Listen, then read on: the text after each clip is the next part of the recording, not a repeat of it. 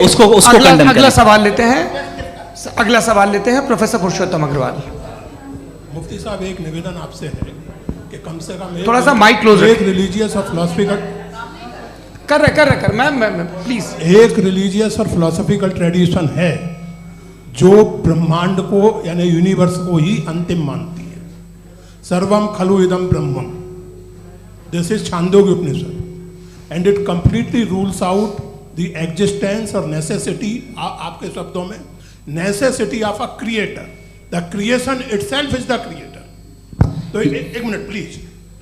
दूसरा जो सवाल आपने अभी जो आप बार बार कह रहे हैं कि भगवान विद्वान भी है, वाइज, सब जानने वाला, तो अगर विजडम में दुनिया भर के पापों और अत्याचारों को बर्दाश्त करना शामिल है, तो फिर इसका मतलब ये हुआ कि अगर मैं फ्री विल से उसको अपोज करता हूं तो ईश्वर की विजडम और मेरी फ्री विल में कॉन्ट्राडिक्शन है।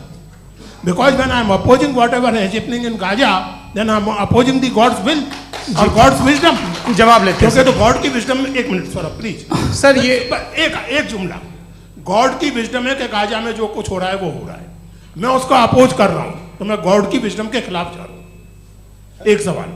दूसरा ये नहीं आपने दो ऑलरेडी सर आप और सवाल कर लें, लेकिन मुझे दो जवाब दे। पहले आपने ये कहा, सुनिए मेरी बात सुनिए। इजराइल के गॉड के मुताबिक तुम्हारा ठीक हो रहा है ना? नहीं हो रहा है, ठीक नहीं हो रहा है। मैं बता रहा हूँ क्या हो रहा है, आप तशरीफ रखिए, मैं बता रहा हूँ क्या हो रहा है। Let me complete please. एक सेकंड गाइस, एक सेकंड। ये देखिए, ऐसा है कि ये सब बड़ा आपस में विचार विमर्श के बाद ये तय हुआ था कि कुछ नियम बना लिए जाएं ताकि एक टाइम बाउंड बातचीत चले।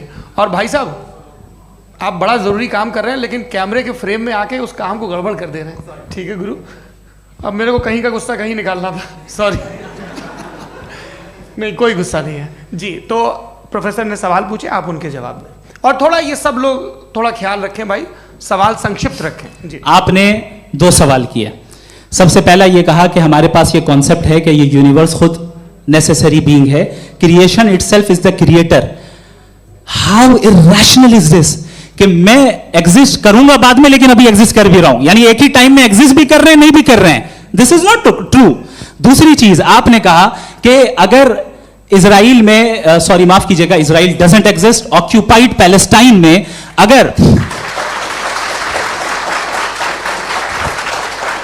अगर ऑक्यूपाइड पैलेस्टाइन में बच्चों को मारा जा रहा है फ्री विल की वजह से और गॉड नहीं रोक रहा, ये कॉन्ट्रडिक्शन है। ये बताइए कि एक एग्जाम में एक बच्चा गलत आंसर लिख रहा है, सुनिए, एग्जामिनर चाहे तो रोक सकता है, क्यों नहीं रोक रहा है?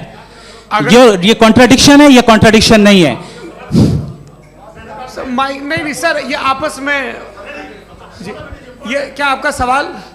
माइक दीजिए। फ्री विल दिया गया है टेस्ट के लिए, अकाउंटेबिलिटी के लिए। अगर फ्री विल नहीं होता तो आप कहते हैं हमें रोबोट बना दिया गया। नॉट मिसरिप्रेजेंट माय पोजीशन, आपकी जो भी पोजीशन, मैं अपनी फ्री विल के नाते, अपने ह्यूमन विजडम के नाते गाजा में हो रही अत्याचार का विरोध करता हूं। बिल्कुल करना चाहिए। के हिसाब से मैं गॉड की विजडम का विरोध कर रहा हूं? बिल्कुल नहीं, जो हो रहा है गॉड की, बिल्कुल भी नहीं, बिल्कुल भी नहीं।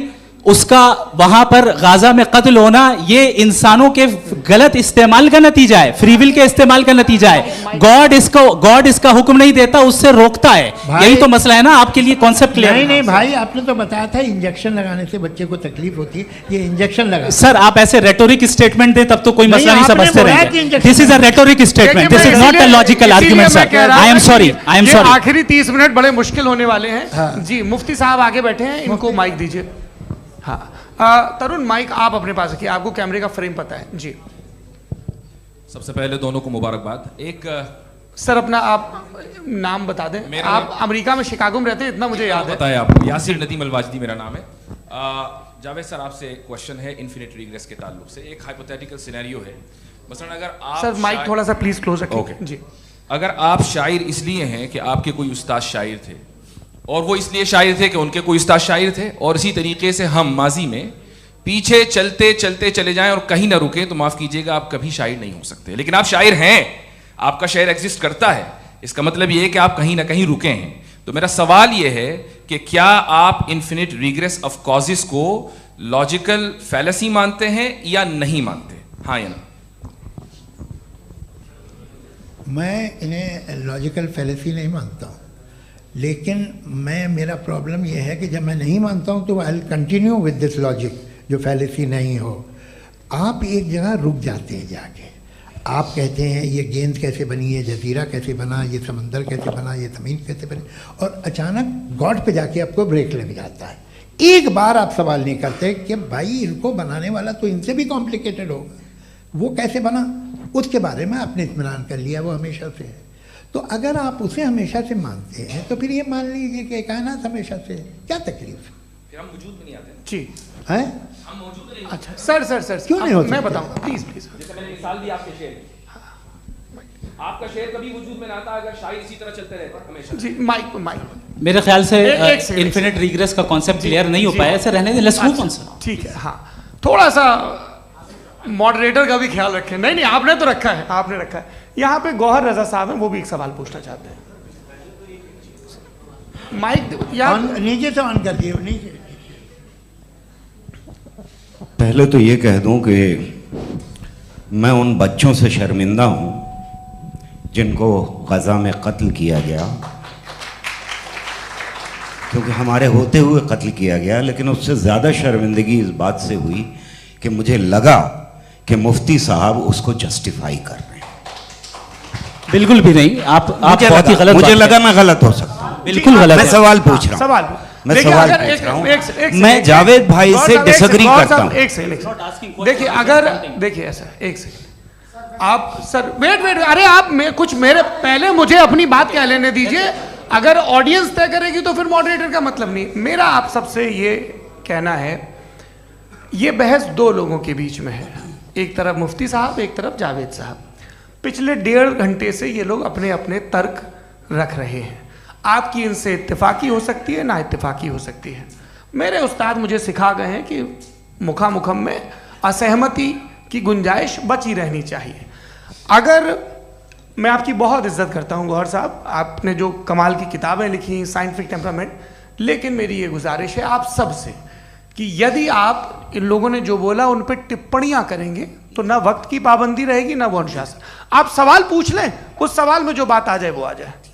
मैं जावेद साहब से डिसएग्री करता हूं, इसलिए जावेद साहब से सवाल पूछ रहा हूं। आपका सवाल जावेद अख्तर साहब से। और सवाल ये है मेरा कि जावेद साहब ने कई बार लॉजिक का इस्तेमाल किया कि साइंस में लॉजिक है और रिलीजन में लॉजिक नहीं है। मेरा ख्याल ये है कि रिलीजन में भी लॉजिक है, लेकिन उस लॉजिक की बेसिस ये है कि आप रुक जाते हैं, जिसका जिक्र जावेद साहब ने बार बार किया, यानी खुदा के तसव्वुर पे आते हुए, गॉड के तसव्वुर पे आते हुए रुक जाते हैं। और इसमें सवाल पूछना मतलब फॉरबिडन होता है। सवाल ये है कि क्या जावेद साहब इससे एग्री करते हैं कि साइंस की लॉजिक अलग है और रिलीजन की लॉजिक अलग है? बताइए सर।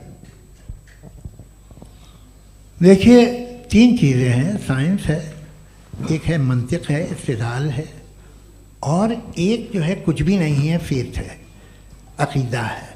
मैं अकीदे की लॉजिक का कायल नहीं हूँ। मुझे आप इस्तिदलाल से, लॉजिक से, रीज़न से समझाइए, मैं मानने को तैयार हूँ, मेरा क्या नुकसान होगा।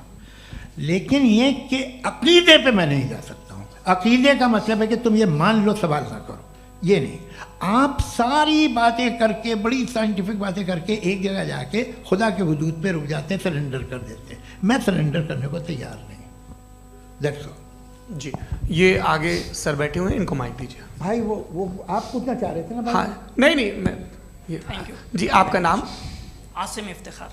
आसिम जी, पूछिए। सर, जावेद सर से सवाल है कि आपने अपने माइक थोड़ा करीब है। अपने क्लोजिंग स्टेटमेंट में ये बात कही थी कि मज़हब का जो फ्यूचर है वो ज़्यादा दिन नहीं जाने वाला है, लेकिन मैं देख पा रहा हूँ कि जो ऑक्सफोर्ड यूनिवर्सिटी की एक स्टडी है 2011 में हुई है, जिसके 50 एकेडमिशियंस ने इसको अंजाम दिया था, उसमें वो ये कहते हैं कि जो फेथ इन गॉड है वो इनबिल्ट है ह्यूमन नेचर के अंदर, जिसको हम कहते हैं फितरत के अंदर शामिल है वो। और वो ये कहते हैं कि अगर कोई ये समझता है कि मज़हब को वो ख़त्म कर देगा तो ये उसकी गलत फहमी है। तो आप इसके बारे में, इस स्टडीज़ के बारे में क्या कहते हैं? ठीक है, मैं उनसे एग्री नहीं करता हूँ। वो कौन से प्रोफेसर होंगे? ऐसा उनके क्या पास डेटा है, इन्होंने डेटा के बेसिस होगा। डेटा क्या हो सकता है? फ्यूचर का डेटा तो नहीं हो सकता ना उनके पास, प्रेजेंट का डेटा हो सकता है। डेटा आपने सुना 100 साल पहले का बाद का डेटा? मैंने तो नहीं सुना आज तक।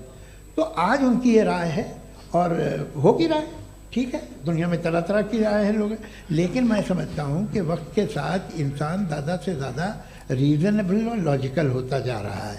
आज आप देखिए वेस्टर्न यूरोप में क्या परसेंटेज है नॉन बिलीवर्स की, बहुत हाई, वहाँ चर्च खाली पड़े होते हैं। तो अल्टीमेटली तो इंसान कोई ऐसी बात बहुत अरसे तक नहीं मान सकेगा, चाहे गलत या सही, जो उसे उसके दिमाग को, उसके जहन को, उसके लॉजिक को अपील लगे। वो कह रहे हैं तो ऑक्सफोर्ड के होंगे, तो कैम्ब्रिज के होंगे, तो मुझे क्या लेना देना, उनका डेटा मुस्तकबिल का नहीं हो सकता है। जी दीपक, हाँ पूछिए। मैं आऊँगा, अभी पीछे की साइड भी आऊँगा, माइक वहीं भेजूंगा 2-3 साल के लिए। जी जावेद साहब, आपसे सवाल है। नमस्ते। अरे भाई सर, अगर आप ही लोग तय करना है तो फिर 200 लोग तय कर लें। ये एक साथ नहीं sir, please don't do this sir, everybody has a right sir, but we can only take selected questions. No sir, ये यंग लोग भी हैं तो इनकी ये अब उतने सुनिए। यंग, भाई आप यंग हैं कि नहीं हैं? एक मिनट, वो कह रहे हैं वो भी आइए, यंग हैं पूछ रहे हैं ना साहब, भाई। आप उनकी नौजवानी पर दावा उनको ही करने थे। हाँ मुफ्ती साहब आप यंग, हाँ पूछे। अरे भैया सर, मेरा सवाल ये है, कुछ इनसे भी तो पूछो। जी नहीं, बस आपसे एक सवाल है। जैसे थीस्टों के पास अपने जो ईश्वर को मानते हैं, उनके पास अपने सोशल गेट टुगेदर्स हैं, 5 रोज़ा क्रिसमस आने वाला है, होली है, दिवाली है, ईद है। एथिस्ट क्या ऑफर कर रहे हैं? मतलब मैं इनकी दुकान से बोलूं, मैं आना चाहता हूं उस तरफ, पर मैं अट्रैक्ट नहीं हो पा रहा हूं। मैं सोशल गेट टुगेदर्स क्या है आपके पास? वो ये कह रहे हैं कि जो धार्मिक लोग हैं, अलग अलग धर्म के लोग, उनके उत्सव त्योहार कॉन्ग्रीगेशन बहुत हैं। अब आपको मैं एक सुनाता हूँ, यहाँ हिस्टोरियन भी बैठे हैं, मृदुला जी आप बताइएगा सही है क्या। ये एक कॉन्स्टेंटाइन, एक ग्रीक रोमन बादशाह था, जो क्रिश्चियनिटी आने के 400 साल बाद उसने डिसाइड किया कि मैं क्रिश्चियन हो जाऊंगा, मेरी पूरी स्टेट कैंसिल हो जाएगी। उस ज़माने में ऐसे ही होता था, राजा जो धर्म इख्तियार करता था वो जनता भी कर लेती थी, इसलिए कि वो हो गया था बैंकक्रप्ट, और उसे जो मेडिटेरियन कोस्ट के रिच क्रिश्चियन वो थे मर्चेंट, उससे पैसा चाहिए था। तो उसने कहा यार क्रिश्चियन हो जाओ। तो उसने अपने वजीर से कहा कि भाई ये हिस्ट्री है कि अब हम लोग क्रिश्चियन हो जाते हैं।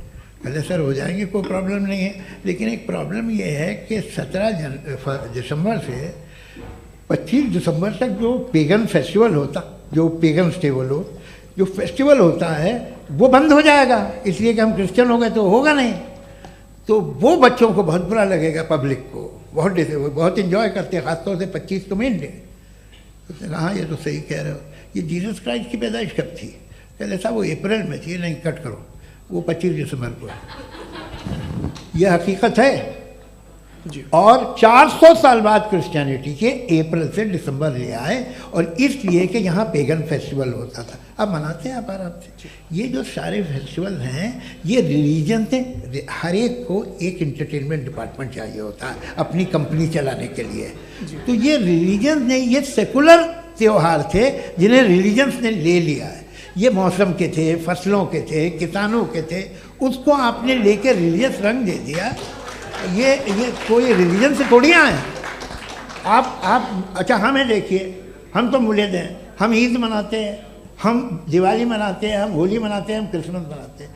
बम्बई की फिल्म इंडस्ट्री की सबसे बड़ी होली हमारे घर में होती है, सबसे बड़ी ईद हमारे घर में होती है। वो हमारे सोशल वो है, हमारे हेरिटेज है। ऐसा थोड़ी है कि we will throw the baby along with the water. ये तो अच्छी चीज़ है, इन्हें रखो, जो बेकार है फेंक दो। जी हाँ हेलो जी, मेरा सवाल नादवी जी से है। जैसा कि आपने बोला कि गॉड टाइम के भी परे हैं, और गॉड इतनी कॉम्प्लेक्स चीज़ है कि उसे ह्यूमन माइंड समझ नहीं सकता, और गॉड ने अर्थ पे फ्री विल भी दे दी है। तो आप अपना वक्त ज़ाया क्यों कर रहे हैं गॉड के बारे में बात करके? अपन को तो बात करनी चाहिए कि सोसाइटी को बेहतर कैसे करें। जी मैं, गॉड वही बताता है सोसाइटी को कैसे बेहतर करे। अभी मैं आपका जवाब देता हूँ। आपने कहा कि टाइम पे वो एग्जिस्ट नहीं करता, सो मेरा सवाल ये है कि जैसा आपने बोला कि गॉड बहुत ही कॉम्प्लेक्स चीज है। मैंने कहा ही नहीं कि कॉम्प्लेक्स है, तो आपके अल्फाज हैं। कॉम्प्लेक्स का लफ्ज गॉड के लिए सुइटेबल नहीं है। क्यों? क्योंकि कॉम्प्लेक्स वो चीजें होती हैं जो ऑब्जेक्ट हो। God is not an object जिसको आप इंस्ट्रूमेंट के जरिए लेबोरेटरी में जाके टेस्ट करें, oh it's very complex. No, वो कोई कार का इंजन नहीं है। मेरा वो फिलोसॉफिकली नेसेसरी बीइंग ऐसी बीइंग है जो सिंपल बीइंग है। हाँ, आप उसको मुकम्मल तौर पे उसकी तमाम हिकमतों को जान ले और हर चीज को जान ले, ये पॉसिबल नहीं है, क्योंकि वो ऑल वाइज है, आप ऑल वाइज नहीं है, और वो खुदा है, वो आपको सारी चीजें बता दे, ये जरूरी नहीं। मेरा सवाल ये नहीं था, मेरा सवाल ये था कि जब गॉड इतना परे है इस दुनिया से कि उसने अर्थ पे फ्री विल भी दी है, हम सब ह्यूमंस की फ्री विल है, और जो सोसाइटी में हो रहा है वो अपन लोग डिसाइड करेंगे, तो अपन लोग डिसाइड नहीं करेंगे ना, अपन लोग डिसाइड नहीं करेंगे। गॉड जो है, गॉड ने वो उसकी जात, उसकी एग्जिस्टेंस टाइम एंड स्पेस से परे है, लेकिन वो हमारा टेस्ट ले रहा है और उसी गॉड ने हमें बताया कि तुम्हें क्या करना है क्या नहीं करना है, तो जाहिर है उस गॉड की बात सुनेंगे ना हम। जी, वो पीछे एक चश्मा लगाए जो मैम खड़ी हैं, उनको दीजिए। हाँ, आप जी जी बिल्कुल आएंगे। देखिए मैं कोशिश कर रहा हूँ सब तरफ जाने की। हाँ, उनको दीजिए माइक। जी, हेलो सर, मैं ओमनी प्रेजेंट नहीं हूँ, टाइम पाबंद हूँ, और जहां तक कोशिश कर सकता हूँ करूंगा। जी, अपना नाम बताइए। मेरा नाम उर्सुला है, मैं दिल्ली यूनिवर्सिटी की एक स्टूडेंट हूँ और मैं स्टूडेंट फेडरेशन ऑफ इंडिया से हूँ। मेरा सवाल मुफ्ती जी से है कि इस हॉल के इस कमरे में बैठ के हम लोग रेप की मोरालिटी के बारे में फिलोसफिकली बात तो कर सकते हैं, बट असलियत ये है कि रोज़मर्रा की ज़िंदगी में औरतें रेप के थ्रू गुजरती हैं, और हम लोग सिर्फ नंबर्स पे इस तरह नहीं देख सकते, क्योंकि कितनी औरतें हैं इन कंट्रीज़ में जहाँ पे आप बता रहे हैं कि केसेस कम हैं, जिनका एक्सेस है कि वो जाके केस फाइल कर सकें। कितनी औरतें हैं जो जिनको काम करने की आज़ादी है उन कंट्रीज़ में। यूरोप में ये आज़ादी आ गई, यूरोप में ये रूल्स आ गए, तो हम आज उसके बारे में बात कर पा रहे हैं। जी, जवाब। आपने ये कहा कि कमरे में बंद होकर हम लोग इस पर फिलोसफिकली बात कर सकते हैं, लेकिन हकीकत में क्या हो रहा है, वो ग्राउंड लेवल पे क्या हो रहा है, जो बहुत गलत हो रहा है, और वो सफ़र कर रही हैं। आई अग्री, बहुत गलत हो रहा है, और जो गलत हो रहा है उसको हमें रोकना है। और क्यों रोकना है, वो गलत क्यों है, हमारे पास इसका ऑब्जेक्टिव फाउंडेशन है, इनके पास उसका ऑब्जेक्टिव फाउंडेशन नहीं है। मैं ये कहना चाह रहा हूं कि जहां पे भी जुल्म हो रहा है, जहां पे भी औरत पे जुल्म हो रहा है, या उसकी इज्जत लूटी जा रही है, या उसे तकलीफ पहुंचाई जा रही है, और सिर्फ औरत नहीं, किसी इंसान के ऊपर भी जुल्म हो रहा है, तो उसके खिलाफ खड़ा होना, ये मॉरलिटी हमारे पास गॉड के पास से आई है। वरना जावेद साहब तो कह रहे हैं कि जो है मेजॉरिटी डिसाइड करेगी, तो मेजॉरिटी तो कभी भी बदल सकती है।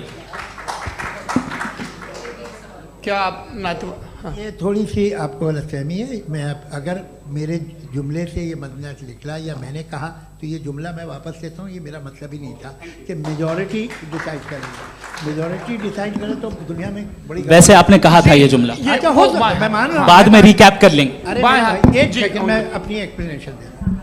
मुनासिब बात यह है कि हम सब के सब दिल में जानते हैं कि क्या अच्छा है क्या बुरा है, हमें पता है अच्छी तरह से। जो लोग बुरे काम करते हैं उन्हें भी मालूम अच्छा क्या है।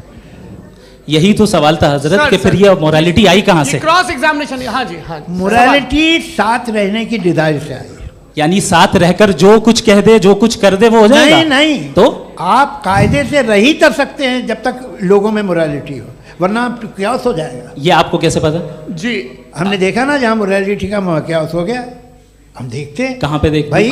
तो दुनिया में आप जो कह रहे हैं, आप कहीं पे अगर गलत हो रहा है, इस बहस तो उसको आप देखिए, आप एपिस्टेमोलॉजी की बात कर रहे हैं, मैं ऑन्टोलॉजी की बात कर रहा हूं। मैं इस बहस के बाद आप दोनों लोगों को चाय पे होस्ट करूंगा, वहां पे क्रॉस एग्जामिनेशन कर लीजिएगा। अभी ऑडियंस का हक मार रहे हैं आप लोग भाई, सर जस्ट लोग हैं आप लोग। और ये भाई ये हाँ, उधर आएंगे, जी सर आएंगे। अच्छा सर, मेरा नाम लईकुर रहमान है और मैं अलीगढ़ मुस्लिम यूनिवर्सिटी का स्टूडेंट हूँ।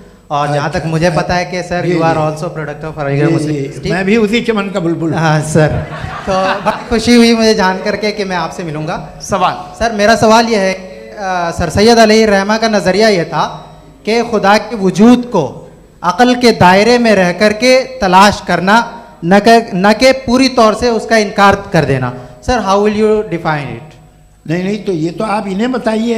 ये सवाल आपसे खुदा का वजूद साबित कर रहे हैं, तो सर आपने इनकार कर रखा है, इस वजह से मेरा क्वेश्चन। उन्होंने यही सर से, एक सेकंड, सर सैयद ने यही कहा ना कि अक्ल से आप खुदा के वजूद को साबित नहीं कर सकते, यही कहा ना भाई। वो उन्होंने कहा कर सकते हैं और वो कर दिया गया आज। वो फोन तलाश करना या साबित करना अक्ल से अक्ल से नहीं हो सकता। अरे सवाल तो सुन लीजिए जी। अक्ल से नहीं हो सकता है, यही कहा ना आपने। अक्ल से हो सकता है, अरे वो यही कह रहे हैं भाई, आप बता रहे हो सकता है, वो तो कुछ और। आप अगर सर देखो नौजवान फोन ले लो, वो इतनी कमाल की यूनिवर्सिटी है। अरे भाई दे दो ना जरा, एक मिनट दे दो भाई, मेरी बात सुनो, माइक पे बोलो ताकि जो लाखों लोग देख रहे हैं। माइक दे दो ना। अरे देंगे ना माइक, तुम ठहरो तो। हाँ सर, मेरा सवाल ये था कि सर सैयद अलैहिर्रहमा का एक नज़रिया था अपना कि खुदा का जो वजूद है उसको अक़ल के दायरे में रह करके तलाश करना है, न कि पूरे तौर से इनकार कर देना है। ये उनका कॉन्सेप्ट था। लेकिन मेरा सवाल ये है कि आप इसको कैसे डिफाइन करते हैं, एक्सप्लेन कैसे करेंगे, मैं आपसे जानना चाहता हूँ, क्योंकि you are the product of Aligarh Muslim University. मुझे अक़ल के दायरे में रख के मैंने बहुत तलाश की, मुझे मिला नहीं। हाँ ये इधर वो चश्मा लगाए जो, हाँ उनको दे दीजिए। जी जी फटाफट पूछिए, बस 5 मिनट है, 5 मिनट में खत्म हो रहा है। हाँ अस्सलाम वालेकुम मुफ्ती साहब। एंड मेरा सवाल जावेद अख्तर साहब से। क्या नाम है आपका? अरे भैया सब मुझे पूछ रहे हो। फैज पूछिए फैज साहब। तो मेरा सवाल ये है कि अभी जो एथियस्ट है वो problem of evil argument use कर रहे हैं अगेंस्ट मुस्लिम्स, राइट? कि इस दुनिया में इतना सारा ईविल है और अगेंस्ट मुस्लिम तो यहाँ अगेंस्ट थियस्ट। हाँ थोड़ा सा करेक्ट कर लीजिए भाई, पूरी मशक्कत ही इसी बात की थी कि किसी एक मजहब पे बात न टिके। जी, तो बेसिकली ये आर्ग्यूमेंट ऐसा है कि इस दुनिया में इतना ज़्यादा ईवल एग्जिस्ट करता है और अगर एक ऑल गुड गॉड है तो वो रोकता क्यों नहीं है? लेकिन इस सवाल में एक हिडन अजम्पशन ये है कि इस दुनिया में ईवल एग्जिस्ट करता है। अब एथियस्ट ये कैसे ऑन्टोलॉजिकली प्रूव कर सकते हैं कि इस दुनिया में ईवल एग्जिस्ट करता है? मैं आपको बताता हूँ, थोड़ा सा समझा। नहीं सर हम लोग इनको सुनने आए। नहीं please don't do that. I want to explain ontologically. नहीं हम समझ गए सर, इनको अब जवाब देने दीजिए। अच्छा सवाल पूछ लो। मैं अभी तक क्या था वो मैं थोड़ा सा ऐड ऑन कर लेता हूँ। तुम गुरु, तो हम जब इसका राउंड 13 करेंगे ना तब तुमको स्टेज पे बिठाएंगे।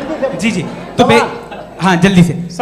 तो देखिए एथियज्म के हिसाब से सब कुछ रैंडमली बन गया है, सब कुछ एटम्स और मॉलिक्यूल्स है। एक पत्थर में और मुझ में सिर्फ इतना फर्क है कि हम लोग एटम्स और मॉलिक्यूल्स का अलग अलग रीअरेंजमेंट है। अब एक पत्थर को कोई इंसान तलवार से 2 टुकड़ों में काट दे या मुझे, according to atheism it is same. There is no evil and good according to atheism. जी अच्छा, फैज साहब का सवाल ये है कि हाँ कोशिश भी करते तो इससे गलत सवाल नहीं कर पाते। एक लाइफ फॉर्म है और लाइफ फॉर्म में फीलिंग्स हैं, मतलब लाइफ फॉर्म सुनता है, देखता है, टेस्ट कर सकता है, फील कर सकता है। तो उसकी जो ये जो क्वालिटी इस बबल में आ गई हैं वो जानवर में भी है, इंसान में भी है। तो जाहिर है कि उसे कोई तकलीफ पहुंचेगी, तो चूंकि उसके पास वो सेंसिटिविटी है तो मैं करेगा। पत्थर में वो सेंसिटिविटी नहीं है। तो ये क्या सवाल हुआ कि अगर पत्थर को काटा तो पत्थर को तकलीफ नहीं होती, तो आपको काटे तो आपको क्यों तकलीफ हो? बैठ जाइए। जी हाँ अगला सवाल। हाँ पूछे जी जावेद अख्तर साहब। अरे भैया सब आप लोग मुफ्ती साहब को छोड़ रहे हैं, तो मेरे ही पीछे पड़े हैं क्या? फिर चलो बोलो भाई। You asked how God can exist when children die in Gaza. हाँ? You asked how God can exist when children die in Gaza, and you also mentioned the rise of atheism in Europe. But the same events also are leading many atheists and non-believers to turn towards faith. How do you interpret this contradiction, where suffering pushes some away from God, yet brings others closer to belief? आपको एक बात बताऊं, दुनिया perfect तो कहीं भी नहीं है, हर जगह कुछ खामियां हैं। बेटा एक मिनट, मैं आप ही को कहेंगे, देखो वो तो कुछ खामियां, कमज़ोरियां, खराबियां सब जगह है। लेकिन अगर देखोगे ईमानदारी से कि दुनिया सबसे ज़्यादा महज़ब कहाँ है, एक आम शहरी को कहाँ हुकूक हासिल हैं, वो बोल सकता है, अपनी मर्ज़ी से काम कर सकता है, अपनी मर्ज़ी से राय दे सकता है, हुकूमत के ख़िलाफ़ बोल सकता है, बरसरे इक़्तिदार लोगों के बारे में बोल सकता है, सरमायादारों के ख़िलाफ़ बोल सकता है। तो आपको ये स्कैंडिनेवियन कंट्रीज़ में मिलेगा, वेस्टर्न यूरोप में मिलेगा। मैं नहीं कह रहा वो परफेक्ट है, बिल्कुल नहीं, वहाँ बहुत ख़राबियाँ भी हैं, परफेक्ट तो कोई। लेकिन जिन जिन मुल्कों में, लैटिन अमेरिका देखो, गल्फ़ देखो, वहाँ पर आपको ये ज़रूर है कि रेप नहीं होते होंगे। रेप की ज़रूरत क्या है भाई? उसको तो ख़रीद लो, घर में रखो, सड़क पर रेप करने की क्या ज़रूरत है? मगर सुनिए, मगर हकीकत ये है कि वहाँ शख्सी आज़ादी राय देने की, बोलने की नहीं है। जी ये एक आखिरी सवाल मुफ्ती साहब से। हाँ मैम, इनको माइक दीजिए। शुक्रिया। मेरा नाम मनीषा है, मैं हरियाणा से आई हूँ। मैं मुफ्ती साहब से एक बात पूछना चाहती हूँ। आप बार बार जावेद साहब को कॉन्ट्राडिक्ट तो कर रहे हैं कि आपने ये कहा, लेकिन आप भी अजम्पशंस के बेसिस पे बात कर रहे हैं। आपने खुदा के होने का कौन सा प्रूफ पेश किया है खुदा की एग्जिस्टेंस का? अब इस सवाल को अलग रहने दीजिए, कौन एथीस्ट है कौन नहीं है। और दूसरी बात जो आपने एक छोटी सी कही थी कि ये फ्री विल का इस्तेमाल करता है इंसान अपनी, लेकिन इस फ्री विल का इस्तेमाल में मतलब खुदा ने ये दे दी सबको ये इजाज़त कि वो कितना घिनौनापन और कितने ज़्यादा ख़राब से ख़राब तरीके इस्तेमाल कर सकते हैं। जवाब सुनते जी। आप फ्री विल को मानती है ना, या अब कहती है कि फ्री विल नहीं है ना, मानती है ना? तो अब आपके पास इसका कोई एक्सप्लेनेशन नहीं है कि अगर एक इंसान उस फ्री विल का इस्तेमाल करके गलत काम कर रहा है और बच के अच्छी ज़िंदगी गुजार के निकल जा रहा है, उसका कोई रिकम्पेंस नहीं है। हमारे वर्ल्ड व्यू में जो इंसान गलत काम कर रहा है उसको भी रिकम्पेंस यानी उसका बुरा बदला मिलना है, और जो सही काम कर रहा है उसको सही बदला मिलना है।